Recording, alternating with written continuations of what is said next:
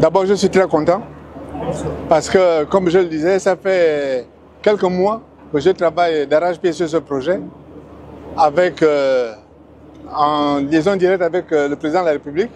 On a pensé à faire quelque chose qui avait vocation à résoudre un problème majeur dans notre pays, qui est celui de l'élevage. La totalité de ce que nous avons comme viande, ou la quasi-totalité, est importée. Et donc, il s'agit dans cette opération de relancer les élevages dans notre pays et d'avoir à terme, dans quelques années, une production suffisante. Quelqu'un me demandait tout à l'heure, mais à partir de quand va-t-on pouvoir manger? Je réponds, on va pouvoir manger quelques-uns d'entre eux dans 6-8 mois. Mais pour l'instant, on cherche à augmenter les volumes. Et toutes les bêtes que vous voyez là, ce sont des vaches. Donc elles ont des vocations à se reproduire. On va continuer à les inséminer pour être sûr d'avoir le maximum d'animaux qui arrivent. Monsieur le Premier ministre, on parle d'un projet majeur pour relancer la filière élevage. C'est en même temps un moyen de lutter contre la vie chère et en même temps de lutter, de faire barrage au chômage des jeunes? Oui, c'est un projet majeur dans la mesure où nous avons dans ce secteur de très grandes opportunités de travail et à tous les niveaux de qualification. Les ingénieurs, les vétérinaires, mais également les techniciens intermédiaires, les agents de maîtrise et les gens de la base.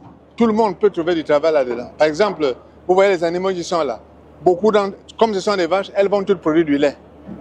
Si on se met à récupérer du lait, ça veut dire qu'il y a des gens qui vont être capables de faire autre chose que simplement de la production de la viande. Donc, il y a des gens dans quelques semaines, dans quelques mois, qui vont récupérer ça et peut-être se mettre à fabriquer un peu de beurre, peut-être fabriquer du lait caillé, etc. Ce sont des dérivés, des dérivés de cet élevage qui vont permettre d'accroître les opportunités d'emploi. Mais il y aura d'autres choses derrière. Si l'élevage augmente significativement, ça veut dire qu'au moment où on va commencer les abattages, on va récupérer les pots. Qui dit pot, dit tannerie, dit capacité, possibilité de fabriquer des objets en cuir, des sacs, des choses comme ça, etc. Par conséquent, il y a, oui, beaucoup d'opportunités, même dans la restauration, parce que dans la viande, c'est vrai qu'au départ, on a toujours de la viande en découpe, mais vous savez bien qu'il y a des produits secondaires qui sont fabriqués, comme les saucisses, comme etc., etc. Donc oui, c'est une opportunité majeure de faire ça. Je pense que ça va donner un sens concret à ce dont on parle depuis tant de temps, qu'il faut essayer de diversifier la base de production. Monsieur le Premier ministre, avant ce projet, il y a vraiment eu d'autres de grande ampleur, mais qui ne sont pas arrivés à la terre. Et aujourd'hui, la question qu'on pourrait vous poser, c'est celle de savoir comment vous allez faire pour pouvoir pérenniser. Et surtout, quel est le suivi qui sera derrière. Bon, vous savez, c'est le propre de l'homme de commencer, d'échouer et de repartir, en se disant que j'ai loupé et je vais tirer les leçons de l'expérience que j'ai. Oui, il y a eu des projets qui ont échoué, etc. Ce que je crois, c'est qu'on va tirer les leçons de ça.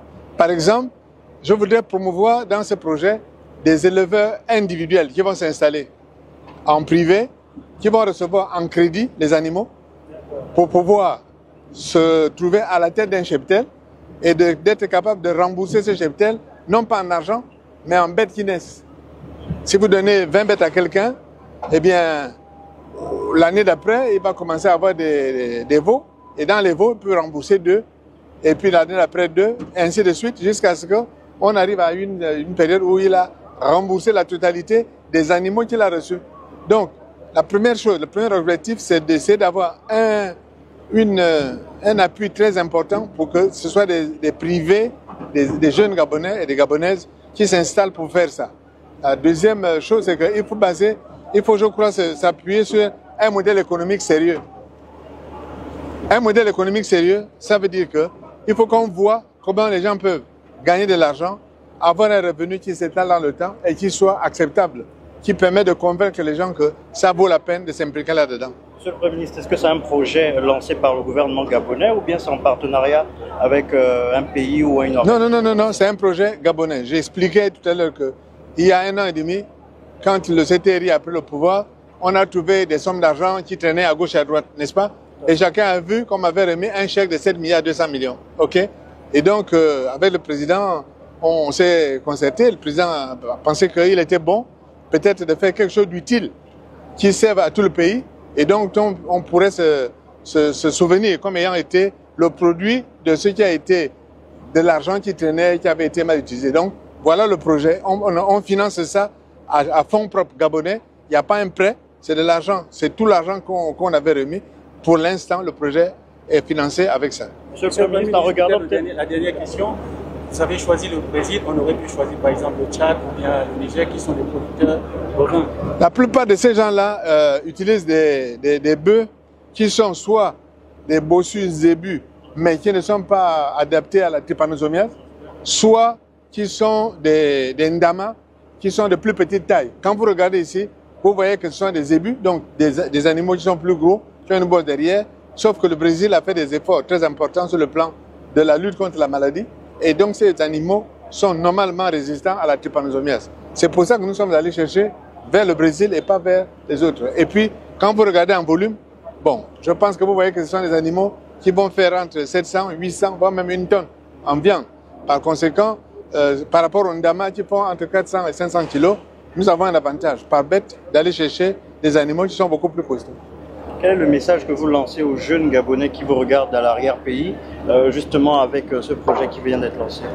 Ce que j'ai dit aux jeunes Gabonais, c'est qu'on parle souvent de projet, on en parle en l'air, on en parle comme ça. Là, nous sommes dans le concret, dans le dur. La semaine prochaine, nous allons essayer d'amener tous ces animaux-là en Ndendé et on va organiser des visites sur le site. Je pense que les jeunes Gabonais doivent essayer de s'adapter. Comme je le dis toujours, ce qui commande sur le marché du travail, c'est la flexibilité. Vous avez peut-être fait des études de ceci, vous pensez aller dans un bureau, eh bien voilà un endroit où vous pouvez vous retrouver avec un revenu qui est considérable. Je peux vous assurer que tous les éleveurs qui vont rentrer dans ce projet sont des gens qui vont avoir un modèle économique qui est viable, c'est-à-dire un niveau de revenu qui sera acceptable.